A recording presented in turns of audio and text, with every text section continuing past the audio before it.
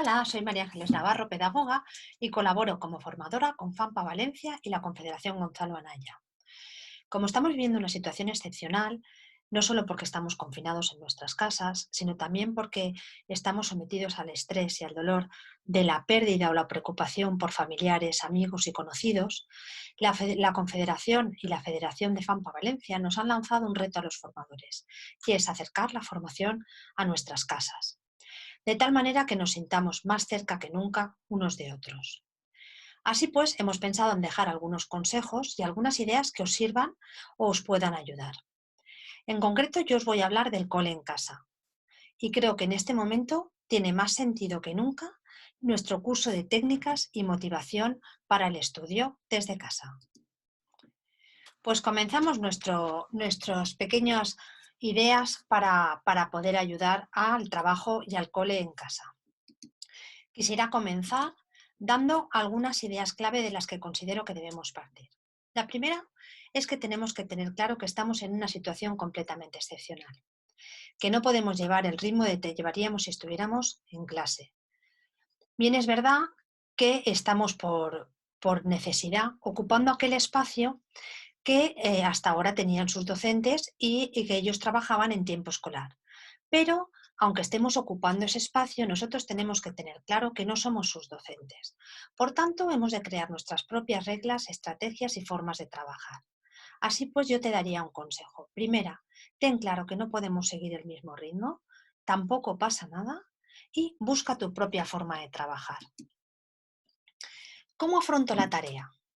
Bien, primer consejo, pues con alegría y buen humor, porque ellos en este momento y ellas necesitan más de nuestra comprensión y cariño que de todos nuestros conocimientos y habilidades. Tenemos que tener claro, pero de verdad, que este no va a ser un periodo baldío, que no es un periodo en el que no van a aprender nada, es un periodo del que van a sacar muchas experiencias, vivencias y esperemos que la mayor parte de ellas sirvan como experiencia base para la vida. Todos sabemos que lo que aprendemos en la vida o lo que nos sirve para trabajar en la vida no es todo lo que aprendimos en clase. Por tanto, saquemos de esta parte lo mejor para que ellos y ellas tengan una experiencia vivida que les pueda servir. Luego, tenemos que tener claro que hemos de motivar su tarea, puesto que la rutina, el día a día y conforme se alarga el confinamiento, va decayendo. Por lo tanto, hemos de motivar su esfuerzo y su trabajo. Hemos de hacer que brillen sabiendo sacar lo mejor de ellos y de ellas. Para ello, también es importante compartir nuestras inquietudes, sin dramatizar, pero compartiendo con ellos que tampoco lo sabemos todo, que el futuro lo estamos construyendo. Pero el presente, que es algo real, algo que estamos viviendo en este momento, sí que es cosa nuestra.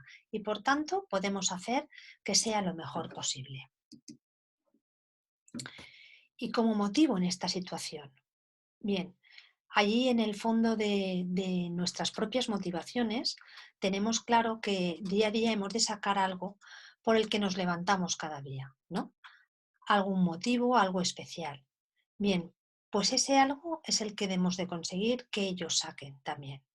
Que saquen ahora y lo puedan hacer valer para seguir adelante. Pensemos nosotros, ¿qué motiva a nuestras hijas e hijos? Bueno, algunos se motivan por premios, otros simplemente porque les reconocemos. Sin embargo, hay quien valora más las notas. ¿Tú qué piensas? Creo que sabes mejor que nadie qué es lo que les motiva. ¿Y qué efecto tiene la motivación? ¿Por qué insistimos tanto en la motivación? Tenemos bien claro que cualquier persona motivada rinde 1000 veces más, trabaja mejor y es capaz de trabajar más tarea en menos tiempo. Nosotros mismos, en nuestros trabajos, somos muy capaces de hacer mejor nuestra tarea en menos tiempo si nos motiva, nos gusta o sabemos que vamos a obtener una recompensa o sencillamente por el gusto de tener esta tarea bien hecha porque nos agrada. Bien, pues esa es la clave. Mantener esta tensión, este equilibrio, para que ellos no pierdan las ganas ni de aprender ni de hacer sus tareas. ¿Y qué papel juegan las emociones en todo esto?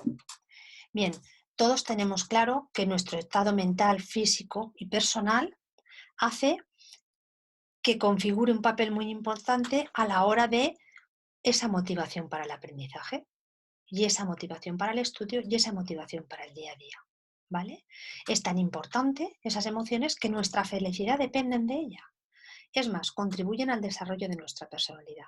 Es decir, si somos capaces de ser personas motivadas, nuestras emociones son positivas, obviamente somos personas más felices.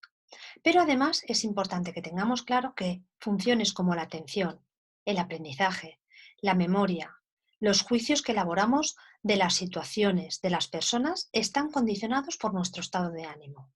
Por tanto, es muy importante mantener ese estado de ánimo positivo. Así pues, las motivaciones encienden y mantienen nuestra curiosidad y nuestra atención. Y como consecuencia de esto, obtenemos un interés por descubrir cosas nuevas. En definitiva, el binomio motivación-emoción mejora el aprendizaje y por eso esa es la parte que debemos activar antes de comenzar cualquier tarea. Bien, la motivación supone, no solo a nivel emocional, sino a nivel físico, un extra en nuestro cerebro de oxígeno y de glucosa. ¿Qué hace con ello? Permite al cerebro funcionar con más eficiencia durante más tiempo. No me lo invento yo, son las investigaciones en esta materia y podéis leer así, si estáis interesados, a David Bueno en su libro Cómo funciona el cerebro de un adolescente. Por eso el juego es tan importante y es un elemento fundamental en el aprendizaje que nunca debemos dejar de lado, porque motiva, aparte de que enseñarnos, porque los juegos con instrucciones, los juegos de mesa, son juegos que fomentan el aprendizaje, las estrategias de estudio y las estrategias de para cómo afrontar una tarea. Así pues, un consejo que os doy es que comencemos cada día la tarea con un reto, con alguna sorpresa, con algo que les llame la atención. Rompámosles la cintura de alguna manera.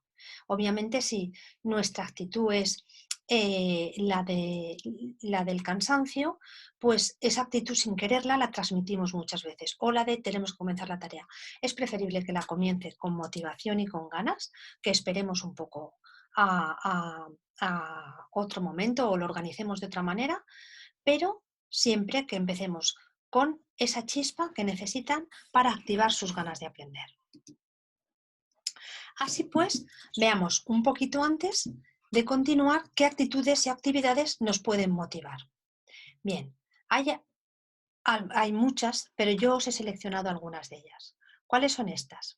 Una, dale el feedback. Es decir, explica en primer lugar por qué hacemos las cosas, ¿vale? Y luego diles cómo las ha hecho, reconoce su esfuerzo. Pero además es importante que las hagas participar en las decisiones. ¿Cómo vamos a organizar la tarea? ¿Vale? O sea que, como dije al principio, esa forma de estructurar nuestro trabajo también va a ayudar a que ellos se sientan partícipes y la asuman como propia. Establece las normas y los límites. Es decir, cómo hay que trabajar, hasta dónde y dónde están esos límites en horario de trabajo, en forma en estructura de la tarea, como tú quieras, los que vosotros consideréis, pero establécelos para que los tengan claros. Vale, vuelvo a insistir en otro tema. Comparte tus vivencias personales. Tienen momentos de ansiedad, tienen momentos de inquietud, momentos en los que la tarea les superará, en que, aunque no son conscientes, si son pequeños, se plantearán por qué la tienen que hacer, por qué siguen haciendo esto, ¿vale? Porque lo hacen desde casa. Esto no lo sabrán verbalizar. Bien, pues tus propias vivencias, tus propias inquietudes les ayudan a ellos a definir las suyas. Además, es importante que tengamos, como ya dije, una actitud positiva, porque esa actitud la transmitimos. Obviamente, esto no es la felicidad porque estamos así, porque somos muy felices, pero podemos vivirlo de muchas maneras. Cuanto más positiva sea nuestra actitud, más será la de ellos también. Bien, otras actitudes y actividades que activan la motivación. El marcar objetivos a corto plazo y plantearles retos, de los que consideréis, desde un reto matemático, una adivinanza para todo el día de hoy, hasta marcarles pequeños objetivos. Vas a lograr terminar esta tarea. Vamos a aprender este concepto, el que te ha mandado el profe, la seño, ¿vale? pero lo vamos a lograr, lo vamos a hacer así. Si lo planteamos como un reto personal, quizá motivemos de manera diferente su tarea. En relación a las actitudes y actividades, quería haceros una mención especial a la música. La música conecta muy de cerca con las emociones y ayuda a cambiar los estados de ánimo y bloqueo. Es decir, que en algunos momentos podemos introducir esa música. Si están haciendo una tarea repetitiva, que es automatizada, la música les ayudará y además cambiará su estado de ánimo. Eso sí, nunca debe estar con letra, puesto que si no, la atención va hacia la letra de la música. No obstante, si son momentos de estudio y aprendizaje que requieren mucha atención, la música no conviene ponerla. Otro dato importante en el que yo quisiera insistir aquí es que los errores son oportunidades para seguir mejorando. Es decir, que el error es una forma de aprendizaje. Son parte del aprendizaje. Por lo tanto, si no lo saben hacer, si se equivocan, no pasa nada. Eso es lo que les enseña. Retomamos la tarea y la volvemos a intentar. Y luego, con ello, diremos los orgullosos que nos sentimos de nuestro propio trabajo. Así pues, la máxima es: el error es la oportunidad del aprendizaje. Por otra parte, hemos de hacer sentir especiales y únicos, o únicas, es decir, hacerles saber que confiamos en ellos, que valoramos todo el trabajo que hacen y que son protagonistas y responsables de su propia tarea. Eso no significa que son los reyes de la casa, significa que ellos son muy capaces de hacerlo y que nosotros confiamos en ellos y en ellas.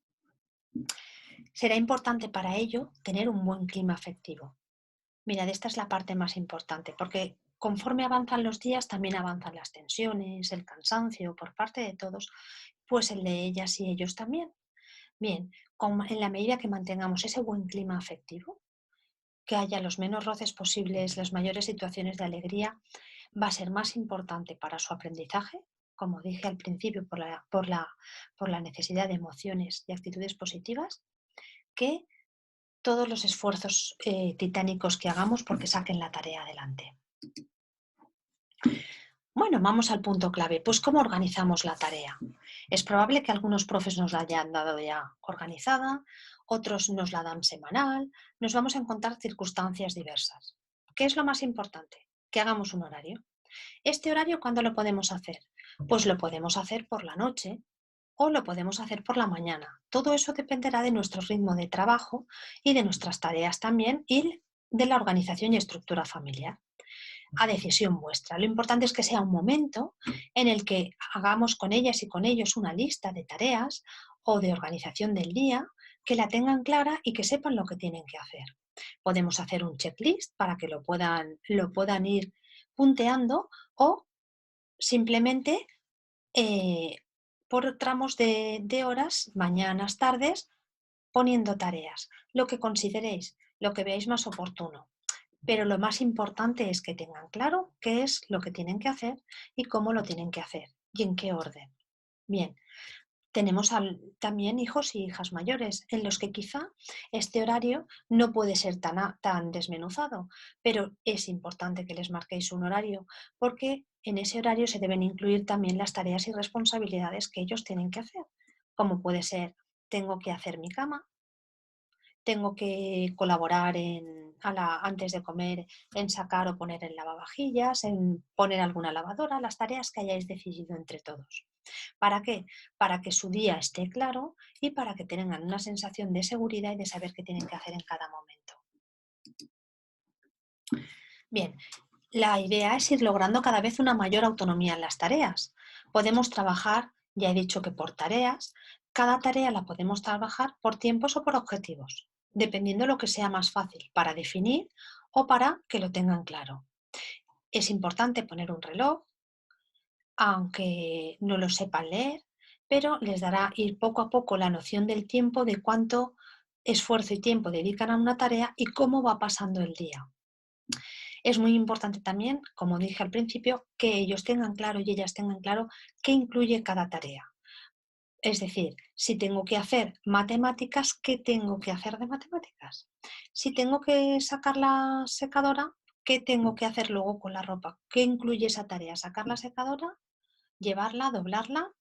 Pues lo mismo con las matemáticas, que tengo que hacer el ejercicio 2 y 3, comprobarlo, es decir, que estén esas tareas en la medida que ellos y ellas lo necesiten, lo suficientemente claras. Claro, nuestro objetivo final es su autonomía. Por lo tanto, ellos van a ir pudiendo hacer poco a poco, cada una de las tareas. No obstante, es importante que mantengamos un control mínimo de lo que van haciendo. ¿Por qué? Porque ese control mínimo les ayuda a no a relajarse. Da igual que sean adolescentes. Vamos a tener control de si sus tareas las han realizado o no. Bueno, ¿qué es al final del día? Pues al final del día hemos hecho cada uno lo nuestro. Hagamos balance todos juntos. Es una buena forma también. Nosotros también podemos hacer balance de aquellos que son nuestros planteamientos y compartir con ellos cuál va a ser nuestro horario. Bien, hay un detalle importante que yo vengo insistiendo, que es que tengan clara cuál es la tarea que tienen que realizar. Bien, una de las fórmulas, si tienen dificultades para tenerlo claro, es elaborar autoinstrucciones. Por ejemplo, pongamos un ejemplo. Dice, haz los ejercicios 1, 2 y 3 de la página 140 de lengua. ¿Qué tengo que hacer? Bueno, he de preparar mi material. Lo primero, leer la página 140 de lengua. Quizá me están preguntando cosas que tengo que saber o recordar la teoría para poderla hacer. Por ejemplo, estamos tratando una regla ortográfica. Bien, pues tengo que volverme a leer esa regla ortográfica antes de empezar la tarea. ¿Vale? Esa sería la primera fase de la tarea. ¿Has terminado? Bien, vamos a la siguiente. En la siguiente leo el enunciado, lo vuelvo a leer y compruebo qué es lo que me está pidiendo, si sé lo que me pide. Si es más de una pregunta, porque puede ser que lleve varias preguntas. Bien, preparo la respuesta, la escribo y compruebo que he contestado a lo que se me dice. Segunda tarea. Tercera, paso al siguiente ejercicio y así sucesivamente. Al acabar, repaso y confirmo que ha acabado la tarea. Claro que, por supuesto, a muchos les sobrarán pasos, pero a otros de nuestros hijos e hijas no les sobrarán pasos. Por tanto, en función de sus dificultades, conviene que les fraccionemos las tareas y que tengan claro en cada una de ellas la que vamos a hacer. La idea es que al final no necesiten este esfuerzo. Bien. Es decir, dividimos cada tarea en pasos sencillos. Pero las instrucciones, para que podáis ver, tenemos de muchos tipos, ¿eh? Y las podéis encontrar en internet. Aquí os he puesto dos. Una que son las instrucciones que da desde la web de Integrate y otra de la web de Orientación Andújar, ¿eh? Que da tareas de manera más amplia. La primera, cuando me pongo, me paro, pienso, hago 3 respiraciones, cuento, ¿qué debería hacer? Lo hago. La segunda, observo y hablo, escucho y leo, pienso qué voy a hacer, respondo y hago.